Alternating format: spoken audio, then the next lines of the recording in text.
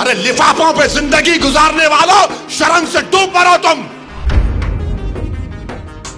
अरे तुमको कुरान करीम दिया ना हाथ में, अल्लाह का कलाम तुम्हारे हाथ में दिया, तुमको उसका भी लिहाज नहीं है और तुम दावा करते हो कौम का। बहुत बोल सकता हूं, याद रखो मेरी जबान को लगाम नहीं है, तुम्हारा घर से निकलना महाल कर दूंगा मैं यहां पे। याद रखो तुम लोग जो काम कर रहे हो ना, तुम महाराष्ट्र के मुसलमानों को ना सिर्फ कमजोर कर रहे हो बल्कि तुम उनकी आवाज का गला घोट रहे हो। अरे तुम इलेक्शन लड़ो, हम तुम्हारी तायीद करने को तैयार। कब तक तुम ये सियासत करोगे? कहां है वो लोग जो औरंगाबाद में बोले थे इम्तियाज जलील को वोट मत दो?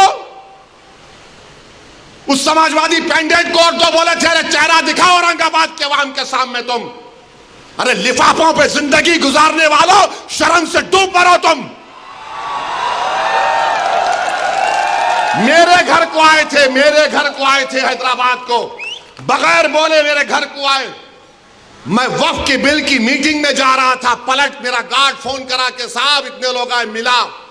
घर पे आए तो मैंने कहा कि मेरा घर इतना बड़ा नहीं है, आप लोग 20 लोगों को ले लीजिए। 20 लोगों को बिठाया, वो बात करे मैं बात करा, लेटर लिख के दिए, इनको टिकट दो, मला मैं गौर करूंगा। फिर जाने से पहले मैंने अल्लाह के वली के अंग्रेजी कुरान का तर्जुमा जो तुर्की का छपा हुआ है, उसकी 4 कॉपियां इन जिम्मेदारों को दिया कि आप मेरे घर को आए, ये अल्लाह के वली की कुरान का तर्जुमा है। एक एक के हाथ में दिया तो औरंगाबाद जाके बोले हम घर को गए थे, हमारे को चाय तक नहीं पिलाए। अरे आप पहले से बोल देते तो नान खलिया खिला देता मैं आपको। मेरे को नहीं मालूम था कि तुम मेरे घर को खाना खाने आ रहे। अरे तुमको कुरान करीम दिया ना हाथ में, अल्लाह का कलाम तुम्हारे हाथ में दिया, तुमको उसका भी लिहाज नहीं है और तुम दावा करते हो कौम का। बहुत बोल सकता हूं, याद रखो मेरी जबान को लगाम नहीं है, तुम्हारा घर से निकलना महाल कर दूंगा मैं यहां पे। मेरे भाई इमाम शाफई मुफ्ती साहब बैठे हुए, इमाम शाफई रहमतुल्लाह अलैह का जमाना है। एक दौलतमंद ने कहा कि अगर अल्लाह मेरे को बेटी देगा तो जब उसकी शादी करूंगा दीन और दुनिया की दौलत उसको दूंगा।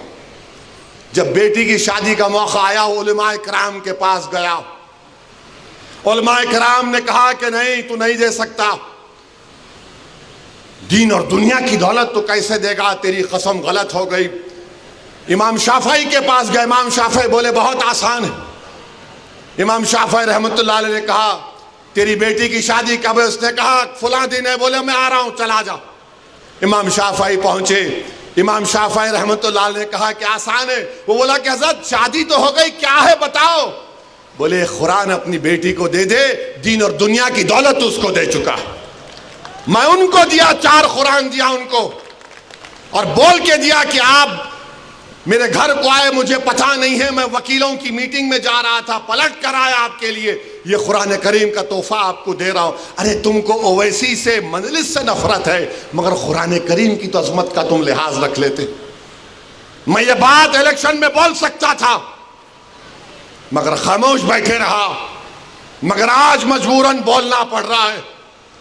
याद रखो तुम लोग जो काम कर रहे हो ना, तुम महाराष्ट्र के मुसलमानों को ना सिर्फ कमजोर कर रहे हो बल्कि तुम उनकी आवाज का गला घोट रहे हो।